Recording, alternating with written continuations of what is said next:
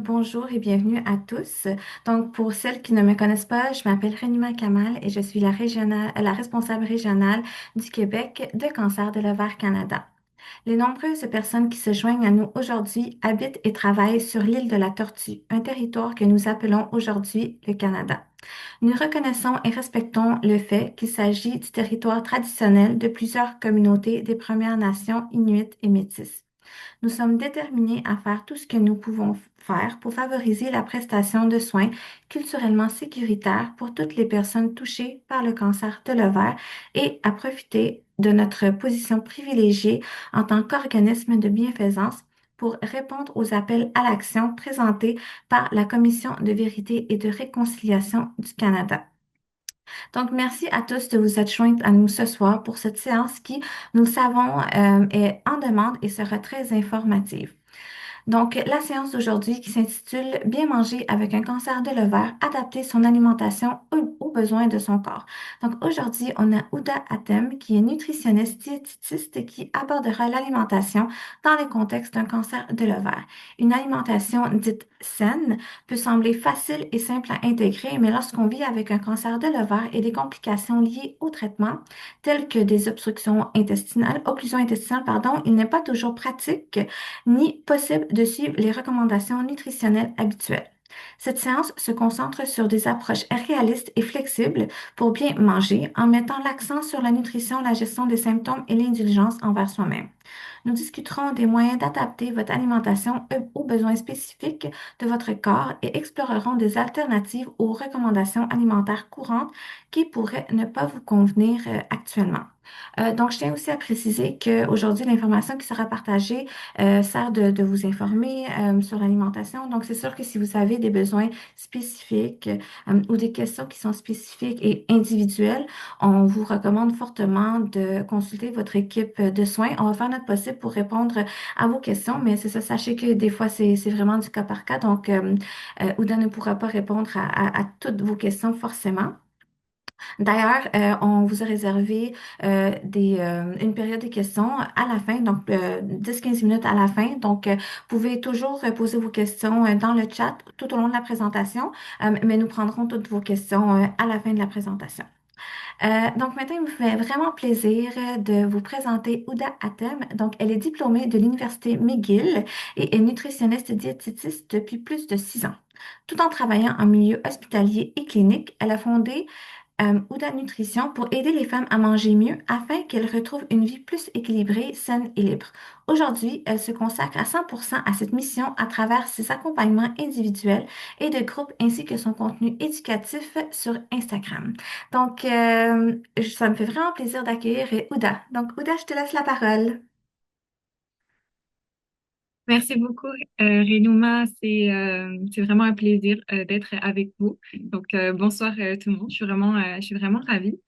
Alors aujourd'hui, je vais préparer une belle petite présentation pour aborder des problématiques que Renouma m'a dit qui sont importantes pour votre communauté.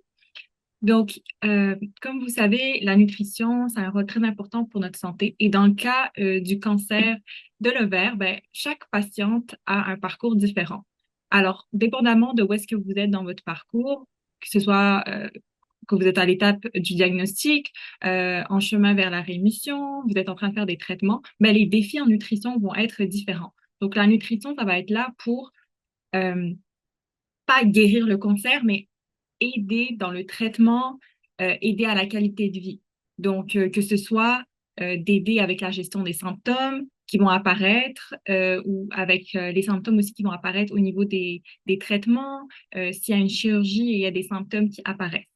Et toujours important de se rappeler que le but aussi de la nutrition, c'est que la nourriture, les repas et l'alimentation, ça reste agréable et profitable au maximum malgré les défis. Donc, c'est notre rôle en tant que nutritionniste.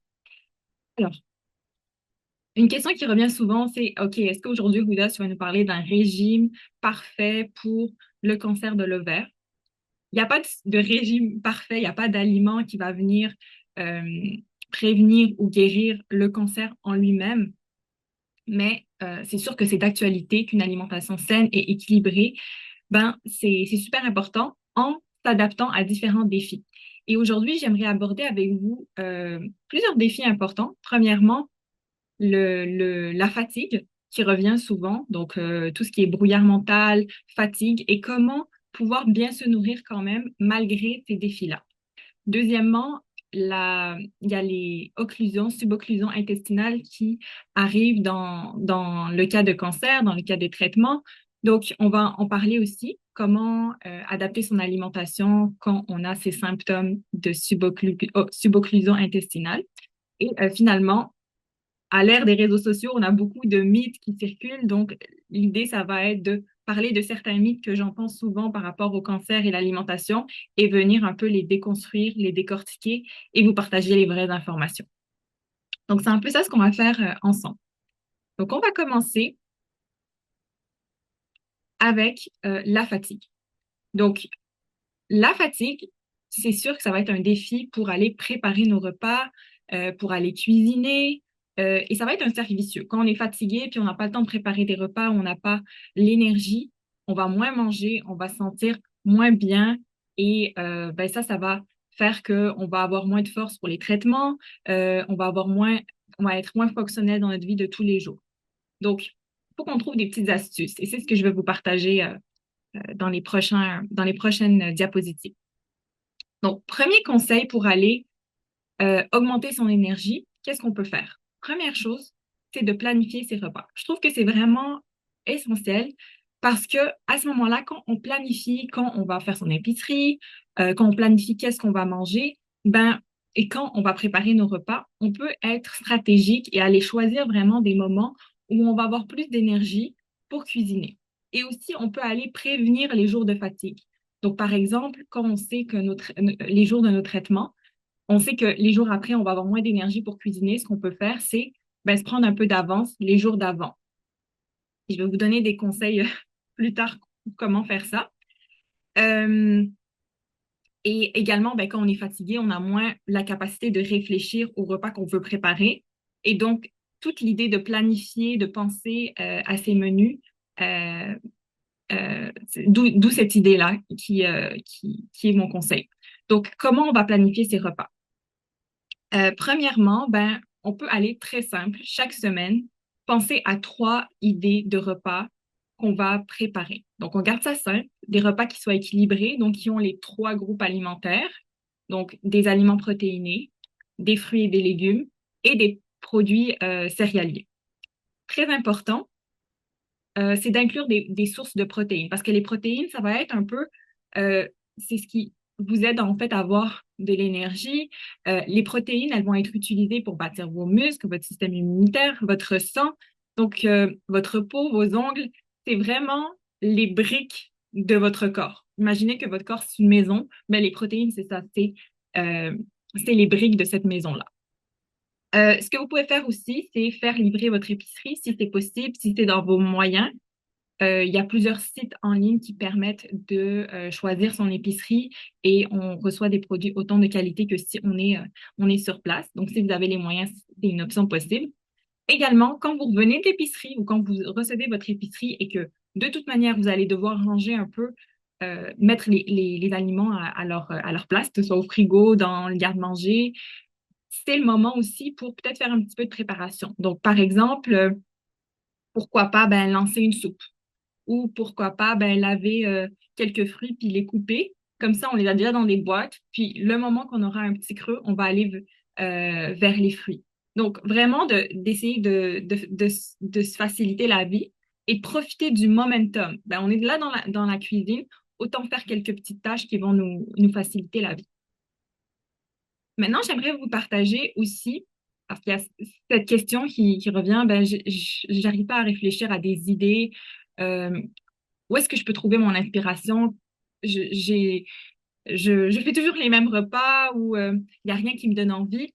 Eh bien, je vais vous partager quelques petites ressources à la fin avec tous les sites que je recommande pour les recettes.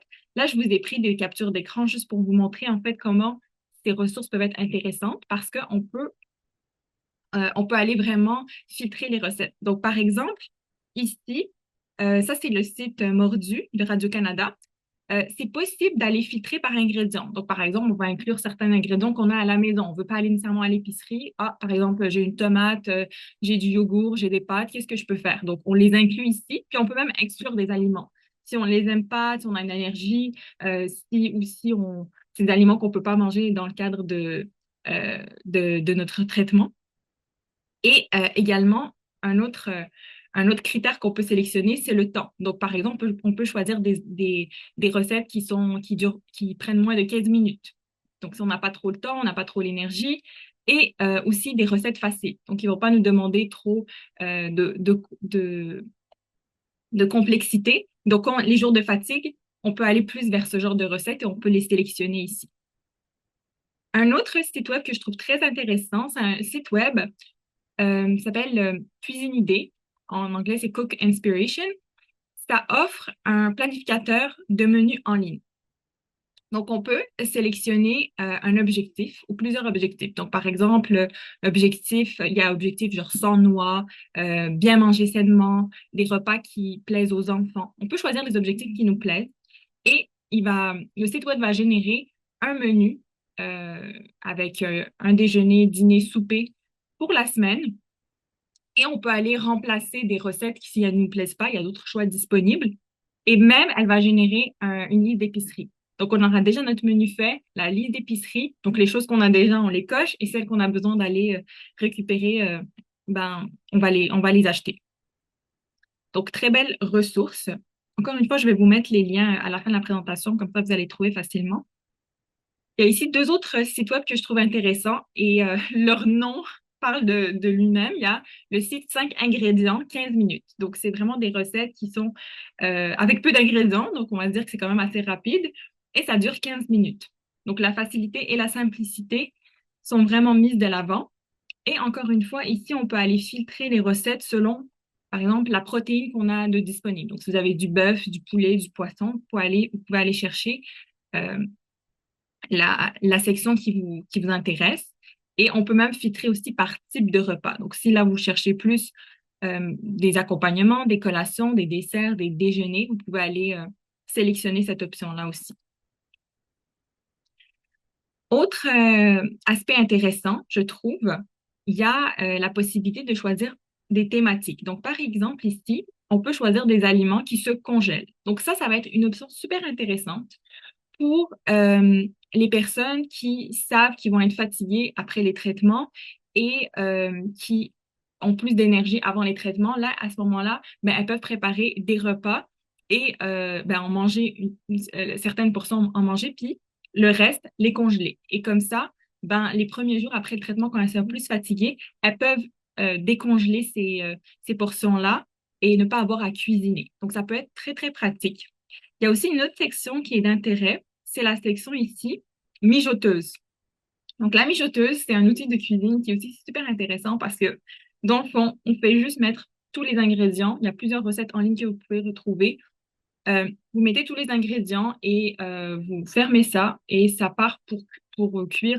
Dépendamment de l'intensité, ça peut aller de 3 heures à 6 heures de cuisson et vous n'avez pas besoin de vérifier. Et il y en a même certaines qui s'arrêtent, la cuisson s'arrête tout seul. Habituellement, c'est automatique, c'est ça. La cuisson s'arrête tout seul après quand le timer, donc la minuterie est terminée. Donc, ça peut être très pratique, ces deux sections-là, pour, euh, pour préparer des repas sans trop de surveillance, pour avoir des repas aussi anticipés quand on sera fatigué. Donc, ça, c'est pour le premier conseil de planification. Vous avez maintenant des petits outils pour vous aider. Deuxième conseil, c'est d'aller simplifier et alléger ses repas. Donc, pourquoi pas essayer autant que possible de cuisiner assise quand c'est possible. C'est sûr, devant le four, habituellement, on doit être debout, mais rien n'empêche de mettre une chaise et de s'asseoir en attendant, d'éplucher les légumes assise. Vraiment, allez-y doucement.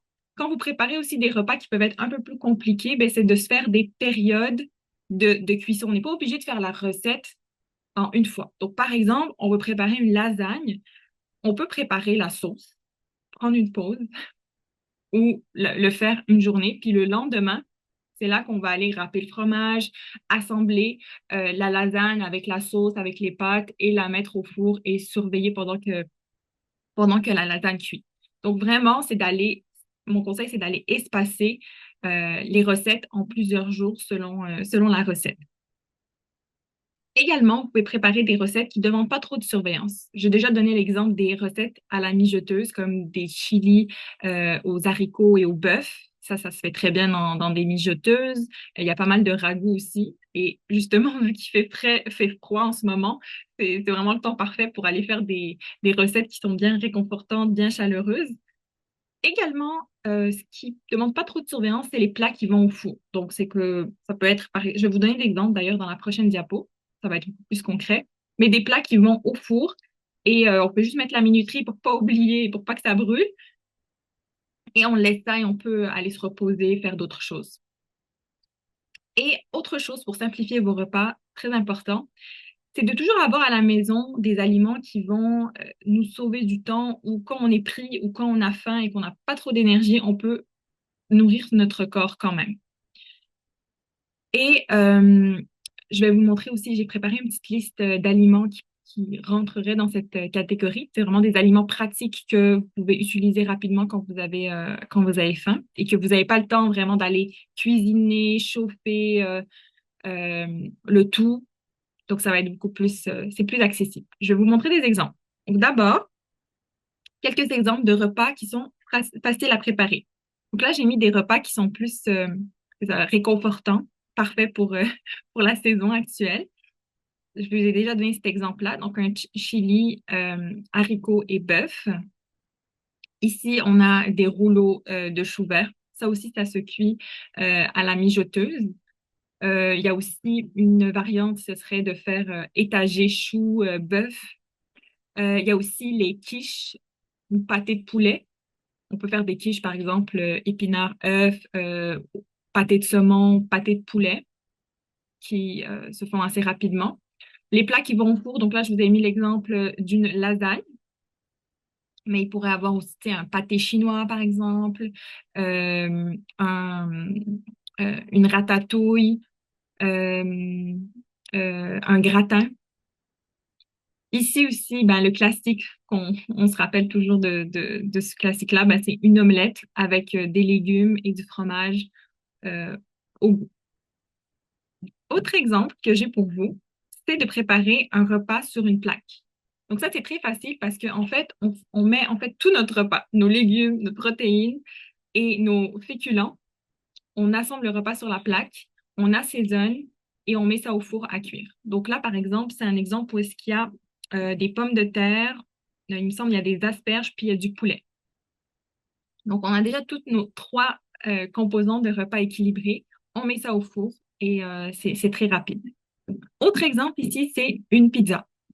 Il y a la possibilité d'acheter des pâtes à pizza déjà préparées, même des pâtes à pizza avec la sauce déjà mise au-dessus et qu'il faut juste aller garnir. Donc après, on peut le garnir avec la protéine de notre choix. Encore une fois, du poulet, de la viande hachée, des crevettes, du poisson, euh, du thon également, et rajouter des légumes. Donc ça aussi, ça fait des repas très faciles. Puis même si on n'a pas, mettons, une pâte à pizza déjà prête, on peut user des pains ronds, comme du pain naan ou des pains ronds comme de style bagel qu'on va réutiliser pour faire de la pizza, de la pâte à pizza ou un semblant de pâte à pizza. Autre exemple ici, c'est une poêlée de riz et crevettes. Donc, encore une fois, c'est que on a nos légumes, on a notre protéine, donc ici, c'est les crevettes, et on met le tout à cuire avec un peu d'eau, le riz, et on laisse ça cuire une vingtaine de minutes et c'est prêt. Si on assaisonne bien, ça donne un vraiment bon repas assez rapide. Dernière diapo pour les exemples. Donc là, c'est une soupe qui est faite à base de nouilles. Donc les nouilles vous savez, les nouilles qui vendent euh, on va dire prêtes. Il faut juste rajouter de l'eau bouillante. Donc on prend ces nouilles-là, on met un bouillon, on réchauffe, on rajoute la protéine de notre choix encore une fois. Ça peut être des crevettes, du poulet, ça peut être des œufs durs, Ça peut être du bœuf, du veau. Et on rajoute ça, on peut rajouter aussi les légumes de notre choix. On peut ajouter, comme ici, ils ont rajouté de la coriandre pour ajouter plus de goût. Et ça fait un repas très, très rapide. Pareil ici, une autre soupe, mais là, ça serait une soupe plus de style repas. Donc, à ce moment-là, ça peut être, on peut mettre par exemple des lentilles, on peut mettre d'autres types de nouilles, que ce soit des pâtes, que ce soit de l'orge, du quinoa, euh, euh, des, euh, des petites pâtes, différentes pâtes selon ce que vous préférez. Et on rajoute aussi une protéine. Donc, ça peut être, comme j'avais dit, on peut mettre comme des lentilles. Dans le style de soupe, ça passe plus peut-être comme les lentilles, les haricots, ou ça peut être une viande également. Et le dernier exemple, ça peut être un repas, donc riz avec un curry ou curry. Ici, c'est un genre de poulet au beurre, je dirais. Il y a pas mal de sauces dans les commerces qui sont vendues. Donc, après, il faut juste mettre notre protéine avec la sauce, puis on a un repas. On cuit le riz et on a un repas déjà, déjà prêt pour nous. Donc, ça, c'est des petites astuces que je voulais vous partager. Comme vous avez pu le voir, il y a plusieurs choses que si on est à la maison, on peut facilement préparer un repas en quelques minutes, mais il faut l'avoir. Donc là, je vais vous montrer al- euh, quelques aliments qui sont intéressants à avoir à la maison pour dépanner. C'est ça, il y a 3 slides, j'ai divisé en différentes sections. Là, ça, c'est la section des fruits et légumes. Donc, par exemple, encore une fois, si vous avez des restrictions par rapport aux fibres, on va parler de ça bientôt. Mais justement, je vous ai mis ici une petite section qui va être plus adaptée pour les personnes qui ont plus des restrictions.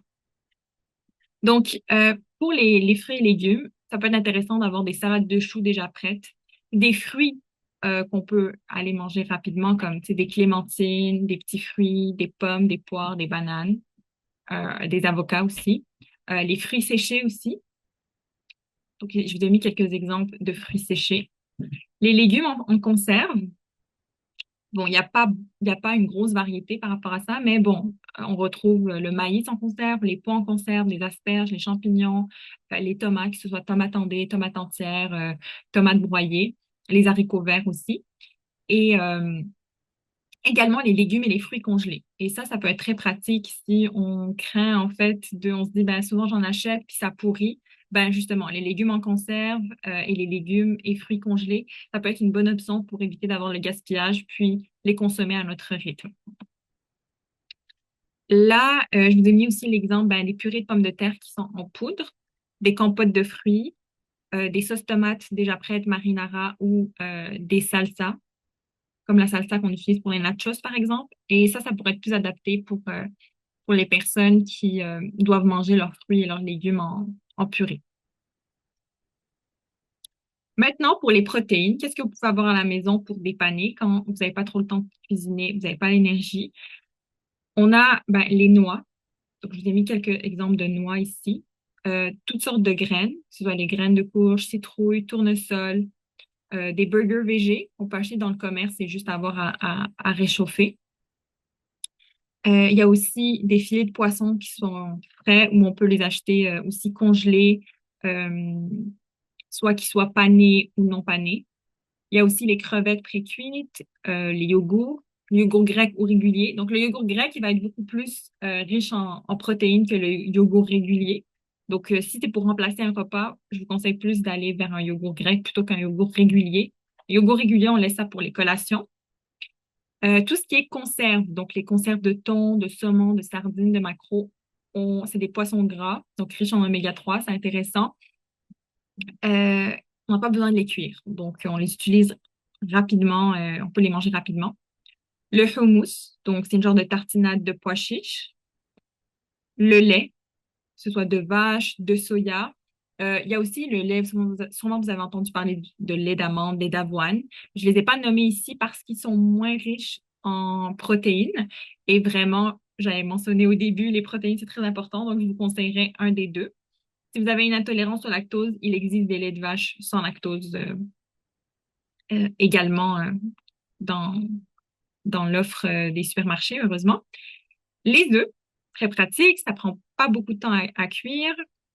le tofu, que ce soit le tofu ferme, le tofu mou, et il y a aussi les tofu desserts. Ça aussi, ce serait plus en collation. Il y a aussi les puddings de soya.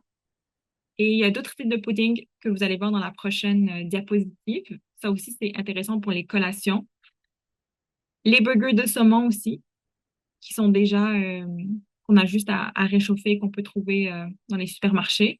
Et on a aussi les fromages, que ce soit les fromages de pâte dure, pâte molle, fromage cottage, fromage feta. Donc, comme vous avez vu, là, c'est soit des aliments qui demandent très, très peu de cuisson, très rapide, euh, ou même très peu de devoir l'assaisonner ou préparer.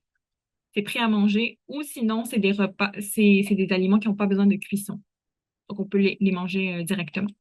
Et la dernière diapo, là, c'est plus tout ce qui est produits céréaliers. Donc, intéressant d'avoir à la maison divers types de pains selon ce que vous aimez. Donc là, j'en ai mis quelques exemples. Les pains tranchés, baguettes, bagels, muffins anglais, pain pita, etc. Des salades qui soient préfaites avec des produits céréaliers, que ce soit des salades de quinoa. On retrouve, par exemple, au Costco, je sais qu'il y a la salade de quinoa. On peut trouver aussi dans les supermarchés des salades de couscous, des salades de pâtes déjà prêtes. Les flocons d'avoine instantanés, ça aussi c'est intéressant pour faire des gruaux. Les nouilles de style ramen. On a vu tout à l'heure un exemple de repas rapide qu'on avait pu préparer qu'on peut préparer avec ça. Le popcorn. Ensuite, ça, c'est les options un peu moins riches en fibres. Donc, tout ce qui est riz qui soit pré-cuit. On retrouve sur le marché des riz qui sont prêts en 1 minute. Donc, si vous n'avez vraiment pas le temps, vous n'avez pas envie de passer des heures en cuisine, ça, c'est parfait. Les puddings de riz, pudding de tapioca, des mélanges à pancakes, mélanges à crêpes pour les petits-déj, des salades de macaroni prêtes. Donc, avoir des pâtes aussi disponibles, toutes sortes de pâtes, soit macaroni, spaghetti, etc. Avoir des pâtes à pizza déjà prêtes qui ont juste besoin d'être garnies, comme on a vu dans l'exemple tout à l'heure. Euh, des craquelins aussi. Donc, vous avez vu là, on avait pas mal d'exemples d'aliments là que vous pouvez avoir à la maison et qui peuvent vous servir à nourrir votre corps quand vous n'avez pas trop d'énergie et quand vous voulez pas passer des heures en cuisine et qui n'ont pas besoin de beaucoup de cuisson. Là, c'est juste de voir ce qui vous plaît selon vos préférences, selon vos goûts et d'aller vous concocter votre petite liste dépanneuse. C'est vraiment comme une liste dépanneur, là, d'aliments dépanneurs. Maintenant, on va passer, on est rendu, je pense, au quatrième conseil, c'est d'aller ajouter des collations entre les repas. Donc, les collations, comment on va les préparer? Donc, les collations, l'idéal, c'est d'avoir au moins deux aliments qui viennent de deux groupes différents. Par exemple, avoir un produit laitier et un produit céréalier, ou avoir un fruit ou un légume et un aliment protéiné. Il faut toujours s'assurer qu'il y a un aliment protéiné inclus. Très important. On peut aussi choisir des boissons nutritives, que ce soit des smoothies, des suppléments nutritionnels, du lait. Donc, c'est pas obligé d'être des aliments comme solides. Et petite astuce pour vous, gardez vos collations facilement accessibles parce que notre cerveau est naturellement paresseux. Il va aller à l'option la plus facile. Donc, s'il y a des aliments que vous voulez plus aller chercher, plus nutritifs, ben, si vous avez tendance à oublier de manger, ben, gardez ces aliments à portée de main, mais aussi devant vous. Mettez-les devant vous pour avoir un rappel que je dois manger. Et aussi aller vers ces choix-là que vous voulez ajouter. Je vous ai mis aussi des petits exemples de collations, plusieurs exemples de collations d'ailleurs. Par exemple, ici, ben, on a du yogourt avec des petits fruits. Ici, c'est des framboises, mais ça peut être vraiment les fruits que vous souhaitez. Ça pourrait être des bananes, ça pourrait être des kiwis, ça pourrait être des bleuets, vraiment des clémentines. Il n'y a pas de, ça peut être n'importe quel fruit que vous préférez. Ici, des craquelins plutôt, avec des pretzels. Ici, on a aussi un petit mélange, genre de se faire une petite assiette avec, ça pourrait être un peu de popcorn, des charcuteries, des tranches de fromage. Ça pourrait être un petit sandwich avec des fruits, quelques noix. Un autre exemple de sandwich, ça peut être un sandwich avec comme un genre de grilled cheese avec une tranche de fromage ou des tranches de fromage dans le sandwich. Ou ça peut être du fromage à tartiner. Mais j'irais plus vers une tranche de fromage parce que c'est beaucoup plus riche en protéines qu'un fromage à tartiner. On a dit que les protéines, c'est très important. Autre exemple. Donc là, j'ai mis, par exemple, un chocolat chaud. Donc, ça, c'est fait à base de lait. On utilise du cacao, de pois sucrés également. Ça peut être une bonne option. Ici, j'ai mis un smoothie. Donc, le smoothie, on va le préparer avec des fruits, avec un produit laitier, donc du lait, on rajoute du yogourt. Également, ici, j'ai mis du fromage. Ça pourrait être du fromage en tranches, tout simplement, qu'on combine avec des fruits, des raisins, par exemple. Il y a aussi l'option des ficellos. Je trouve que c'est une bonne option facile à amener avec soi également. C'est si vous êtes en déplacement, ça peut être une bonne option.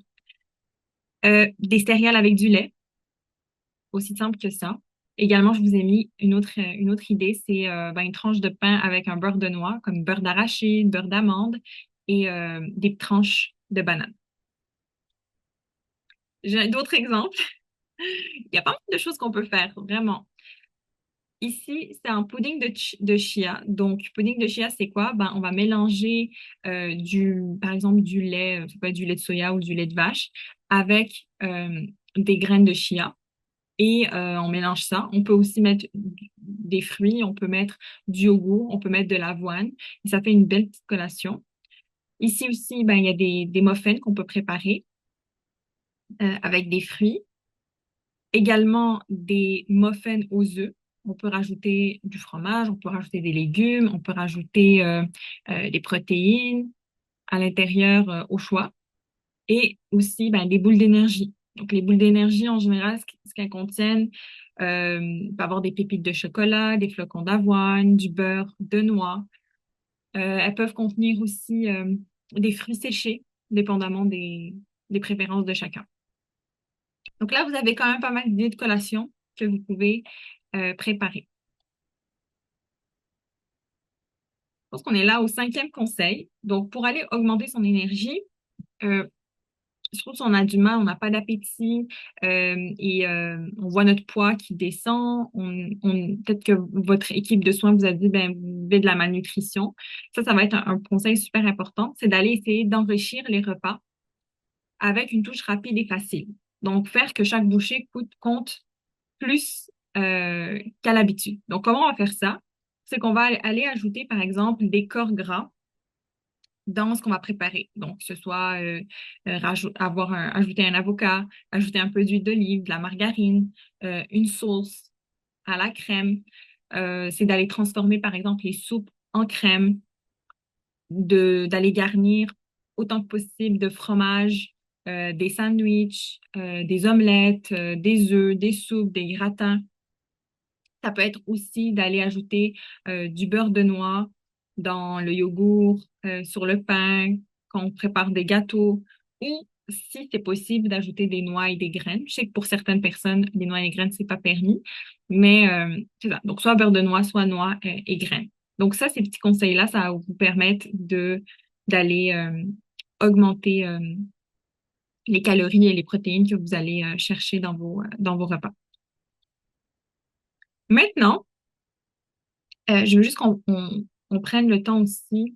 Je voulais prendre le temps de vous donner des exemples aussi de repas que vous pouvez ramener avec vous quand, par exemple, vous êtes en déplacement pour aller à un traitement. Des fois, on ne sait pas combien de temps ça prend. Certains ont peut-être le transport adapté. Il y a plein de choses à prendre en compte. Il y a du trafic, etc. Et c'est important de se nourrir aussi, même quand on a des traitements.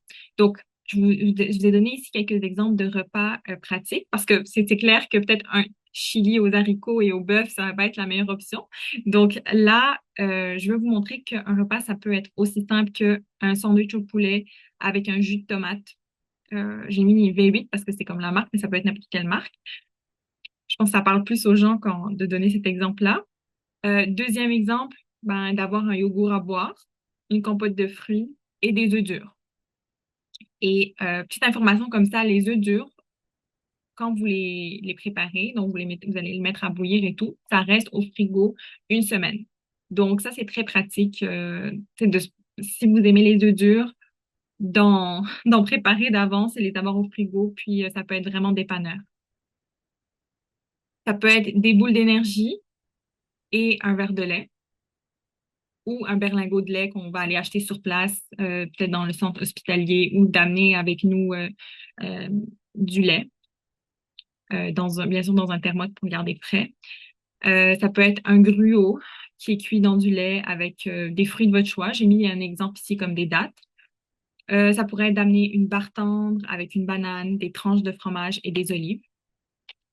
Ça pourrait être de manger des craquelins avec du hummus et accompagné aussi d'un mélange, tu sais, de thon avec mayonnaise et cornichons.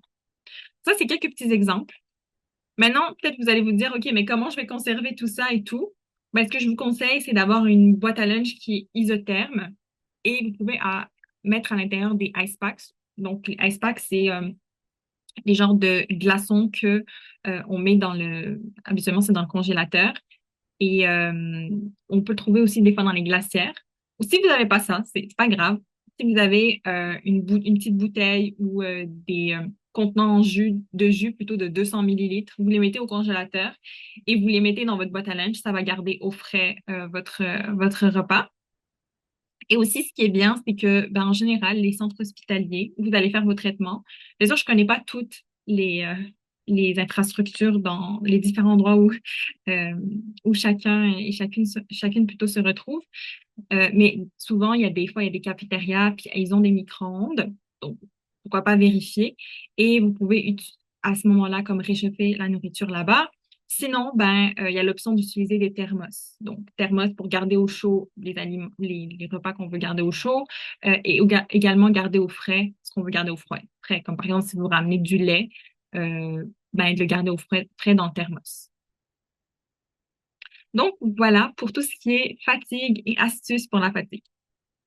Maintenant, on va parler de la subocclusion intestinale. Donc, ça, c'est vraiment une problématique que plusieurs d'entre vous vivent et ça va aller impacter clairement la préparation des repas, l'envie de manger, les choix alimentaires. Tu sais, si on se sent ballonné, on a des nausées, euh, ça impacte notre nutrition.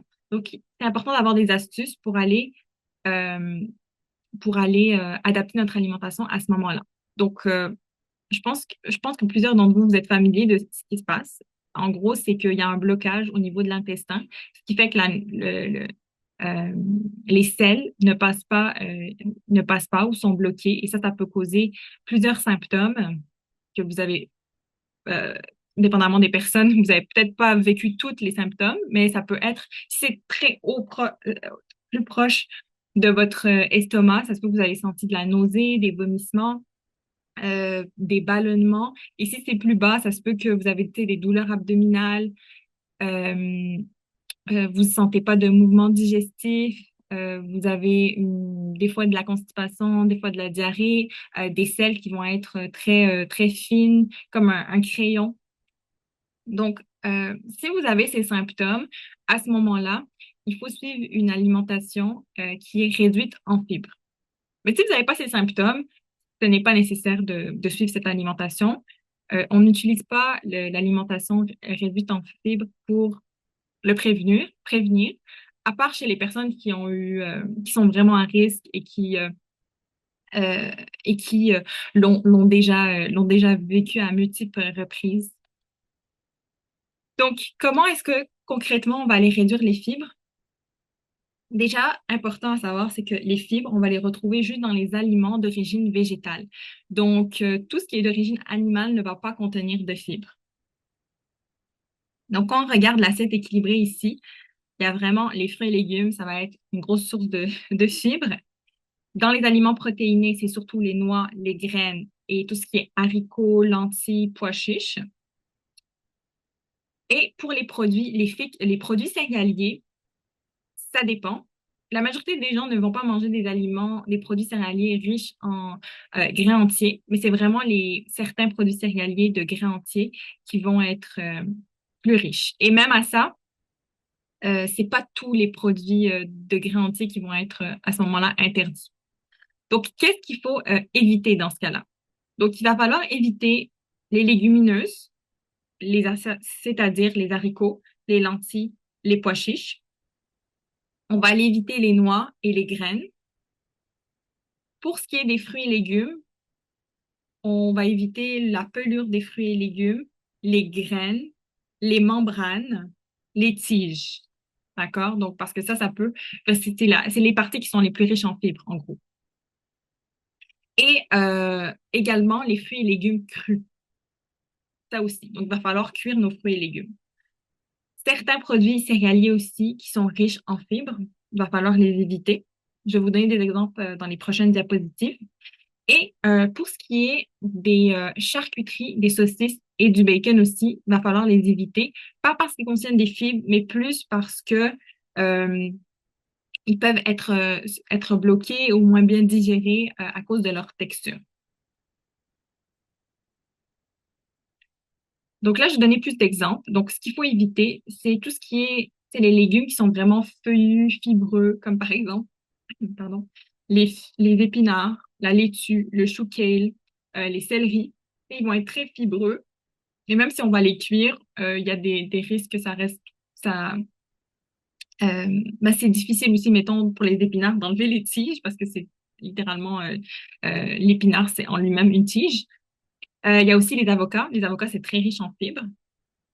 À notre grand bonheur, mais dans le cas d'une subocclusion intestinale, c'est pas une bonne chose. Donc, on doit éviter ça.